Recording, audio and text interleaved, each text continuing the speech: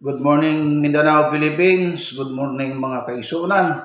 Good morning Saudi Arabia, Italia, Indonesia, Australia, Saudi Arabia ug sa nagkalain-lain ng mga nasod sa tibuok kalibutan.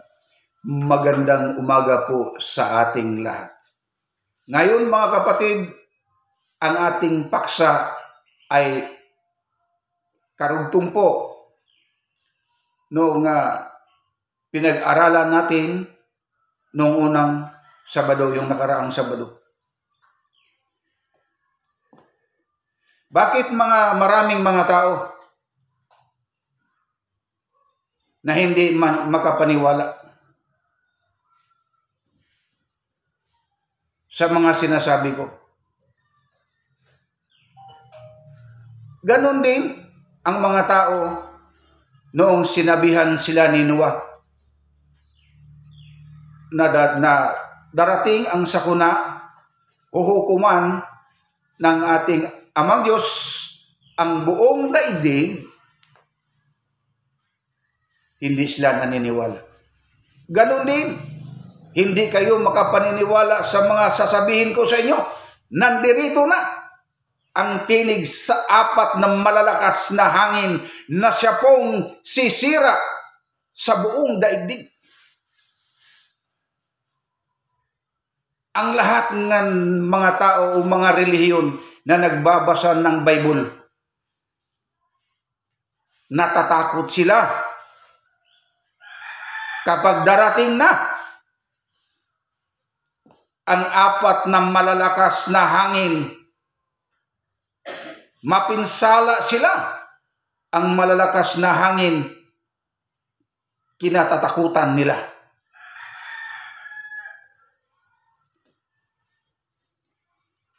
Sino po ba ang nagsabi na pagdating ng araw, doon sa malayo ay may isang taong tatayo, titindig at magtuturo sa mga tunay na mga salita ng Amang Diyos? Si Daniel. Ano ang sabi ni Daniel? Nakita ko doon sa malayo.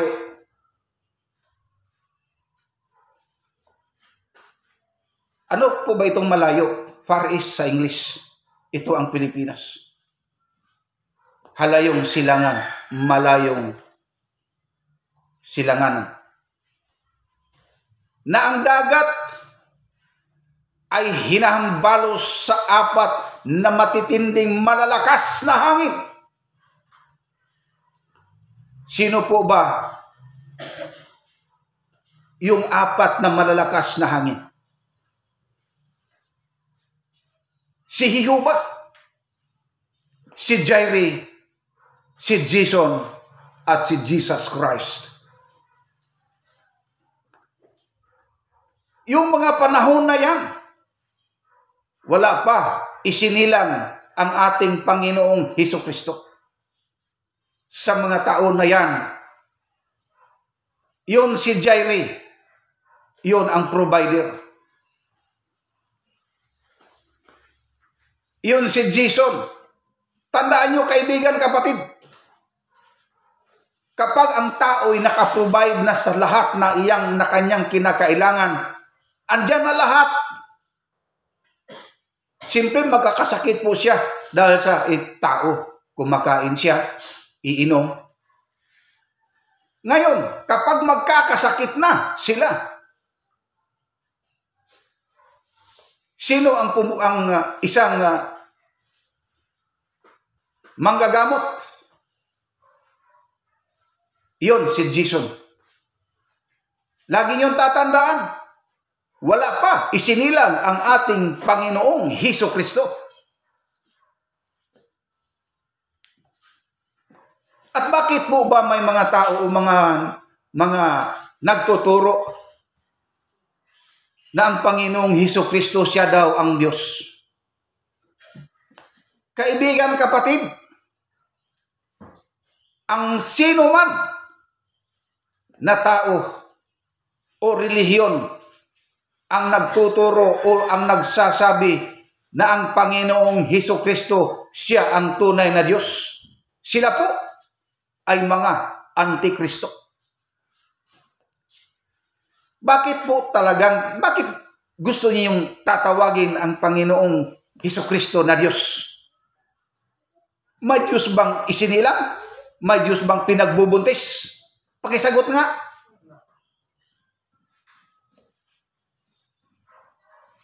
Tapos, tawagin ninyong Diyos ang Panginoong Hesukristo? Maraming mga talata sa Bible. Kaso lang ngayon, hindi na ipagamit ang Biblia. Na ang ating amang Diyos ay hindi ninyo itulad ng bato, ginto man, salapi man. Magagalit ang ating amang Diyos. At huwag ninyong tawagin na Panginoon ang ating amang Diyos. Kasi yung Panginoon, yung nakikita. Makikita mo ba ang amang Diyos? Hindi. Sapagkat ang ating amang Diyos ay hindi makikita. Tulad ng hangin. Sino ba sa atin ang nakita ng hangin? Wala. Makikita lang tayo na kumakapay-kapay yung mga dahon, yung mga puno ng kahoy dahil sa hangin.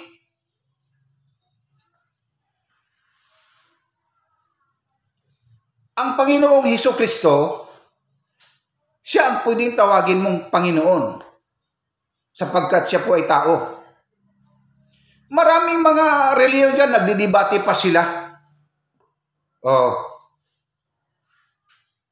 Pinagdebatihan nila ang kalagayan ng ating Panginoong Hesukristo.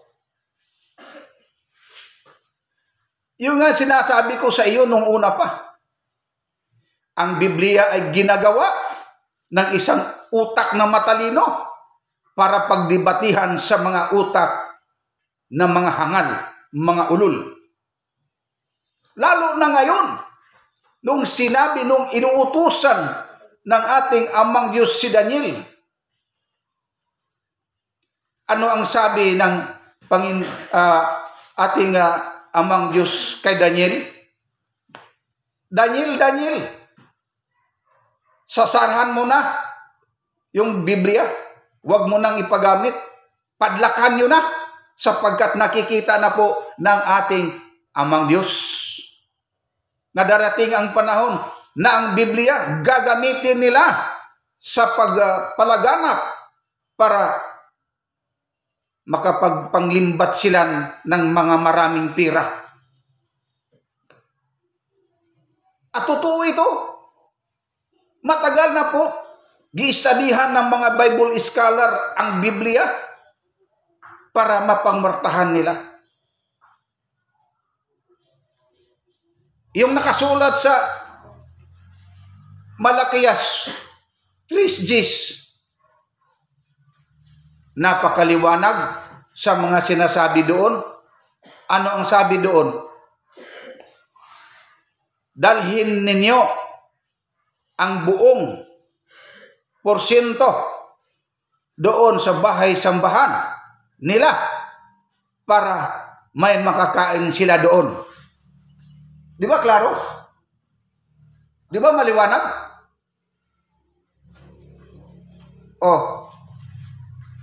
Bakit hindi nila itinuro yan sa kanilang mga membro?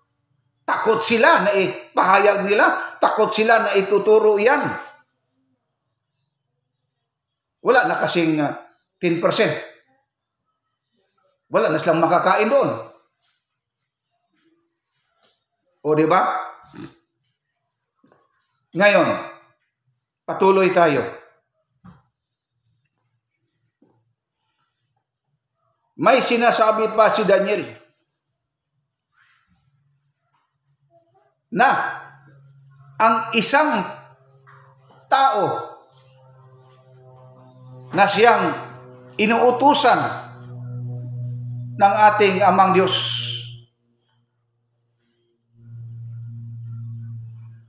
may mahait na itak o espada sa kanyang mga ngipin. Ano po ba ang ibig sabihin nun? Nakakita na kayo, di ba yung itak? Di ba kung hindi mo yan hinahasa, hindi mo yan mahait, di ba? Hasain mo na yung itak, yung espada, para ngayon. Ito ang aking isasabi sa inyo. At ito ang aking masasabi sa inyo. Habang mayroon pa natitira sa iyong buhay at lakas, magbalik loob ka na sa ating Amang Diyos. Huwag mong tawagin na Diyos ang ating Panginoong Hesukristo, sapagkat po siya ay tao, isinilang, ibinuntis, ipinanganak, at pinatay nila.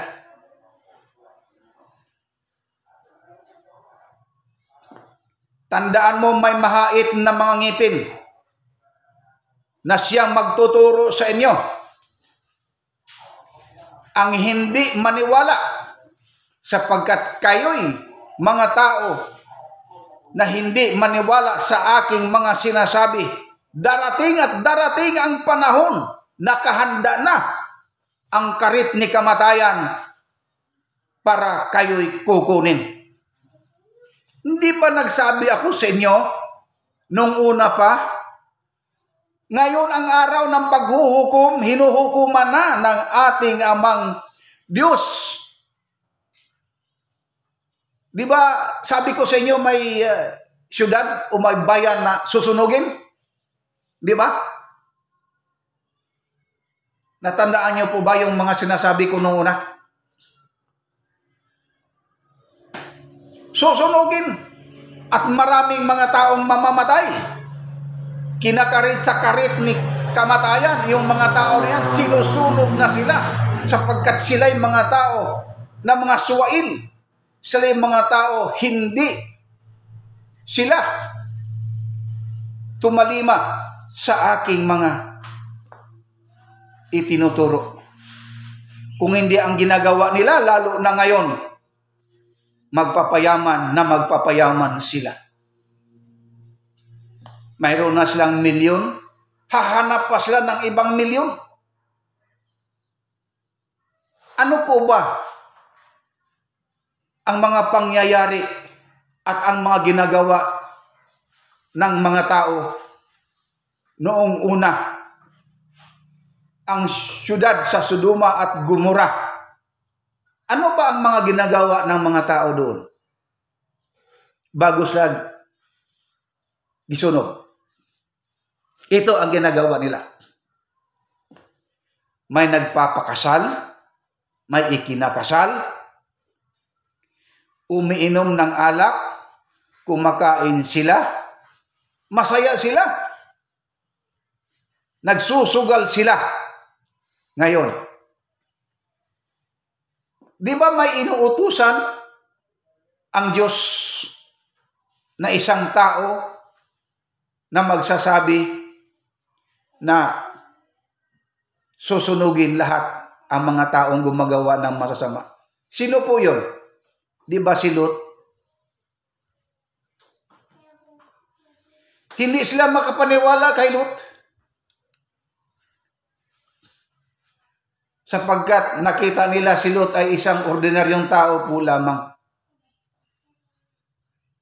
Noy kang Noah, hindi sila maniwala kay Noah, sapagkat si Noah ay matanda na. Ang sabi nila, wala na si Noah.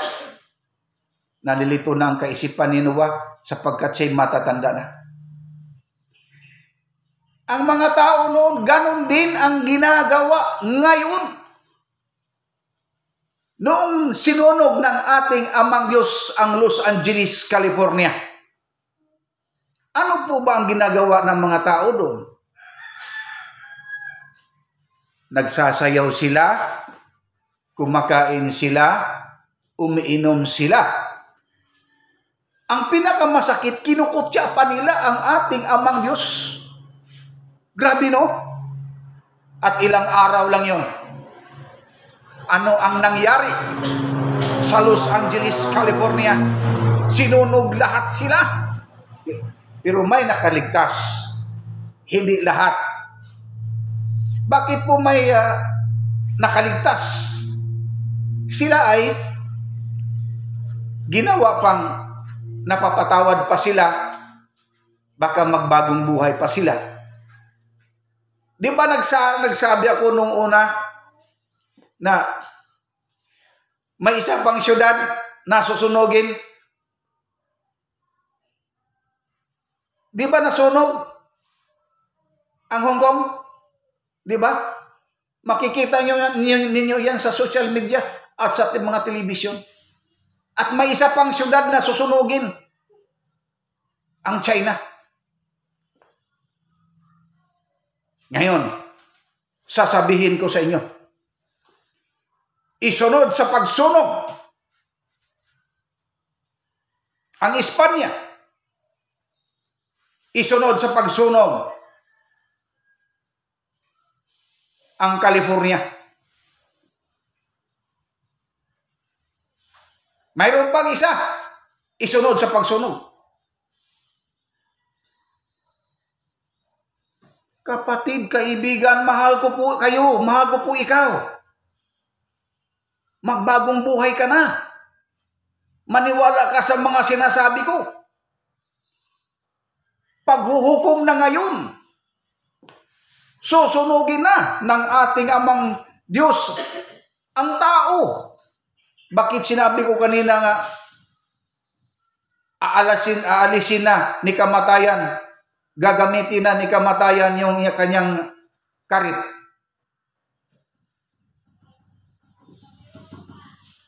Yun. Tandaan mo.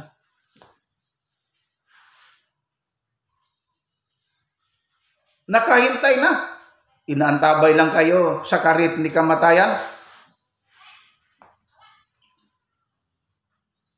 Bakit pa kayo gumagawa ng mga kasinungalingan? Bakit pa kayo gumagawa ng mga kasamaan? Sinisiraan ninyo ang iyong kapwa-tao. Mga sinungaling kayo. Yun ay gawain ng diablo na yan na si Satanas. Di ba nagsabi ako sa inyo nung una na may mga barkong masusunog, may mga airplane na masusunog? Marami ang mga nangyayari. May mga barkong nasusunog, may mga eroplanong nasusunog. Nangamatay sila. Kinuha sila. Ginagamit ni kamatayan ang kanyang garit. Sino sa inyo ang gustong sunduin ni kamatayan? Sino ba po yan si kamatayan? Di ba si kamatayan may dala siyang garit? Di ba? Yun si kamatayan. Gusto niya. Kapag sunugin na ang tao, mamamatay na ang tao, ayun, kinuha na ni kamatayan.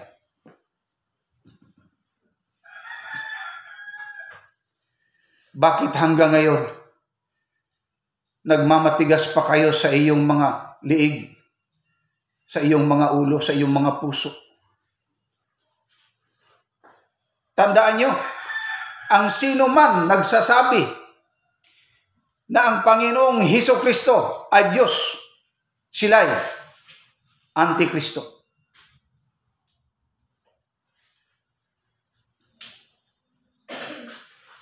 May nakasulat sa Biblia, noong ipabasa pa ang Biblia, ipagamit pa. Ang lahat ng mga karunungan ng Amang Diyos ay ibinigay niya kang Hesukristo. At nalaman ito ni Hesukristo at nalaman din sa mga tao. Pero kaibigan, kapatid, kung Diyos pa ang ating Panginoong Hesukristo, bakit hindi niya alam kailan siya uutusan ng ating Amang Diyos na tuluyan ng huhukuman at wawasakin ang sanglibutan na ito? Ito nag-umpisa pagdating ng Holy Quadrilogy Religion.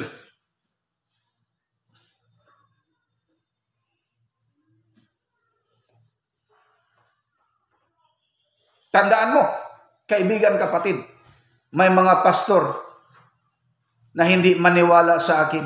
May mga taong hindi maniwala.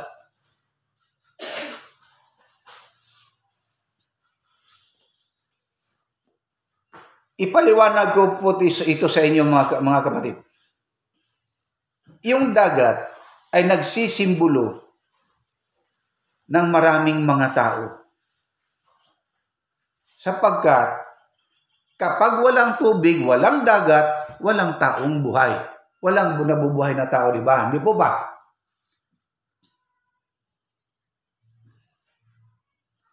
Bakit hinahambalo sa apat na malalakas na hangin?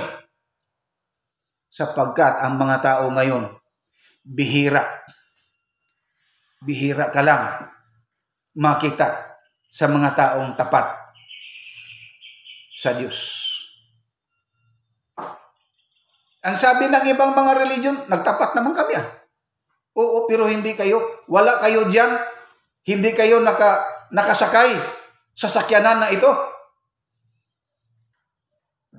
Di ba nagsabi na ko nung una, ang Holy Quadrilogy Religion, siya po ang sasakyan sa iyong kaluluwa tungo sa bayang banal. Wala nang iba pang masasakyan mo. Saan ka sasakay? Sa iba't ibang, anong religion ka dyan ngayon? Hindi ka naman Holy Quadrilogy . Ano po ba ang meaning ng Holy Quadrilogy? Jehovah, Jireh, Jesus Christ. Yun. Kapag nakasakay ka dito, nandito ka, ligtas ka. Kung maniwala ka at magbagong buhay ka. Kapag hindi ka magbagong buhay, nakasakay ka na sana, pero hindi ka nagbagong buhay, ay mahuhulog ka rin. Mahulog ka. Mahulog ka talaga. Marami na nandito nung una pa. Sa Anas lang ngayon, sila'y nahuhulog. Hindi na sila nagpunta rito sapagkat inuuna nila ang kayamanan, ang kanilang pagkain, ang kanilang mainom, ang kanilang mga damit, inuuna nila. Ano po ba ang sabi ng ating Amang Diyos? Sino po ba ang dapat unahin ng tao? Siya ang dapat mong unahin. Ang ating Amang Diyos ang siya mong uunahin. Dahil siya po ang nagbigay sa iyong buhay at lakas. Siya po ang nagbigay ng iyong sa hangin na nandyan sa iyo ngayon. Simple lang. Palagi ka lang magpunta rito sa araw ng Sabado at sumama ka. Kung ano ang taglay mo, kung ano ang espiritu na anghelis ka, apostolis ka, magpunta ka lang rito. At hintayin mo kung kailan kita uutusan, kailan ko sasabihin sa inyo kung sino ang nag-reincarnate sa inyo, sino ang nag-reincarnate sa inyo. Pagdating sa panahon, hindi pa ngayon. Hanggang dito na lamang po, tumayo tayong lahat at tayo po ay manalangin sa ating Amang Diyos.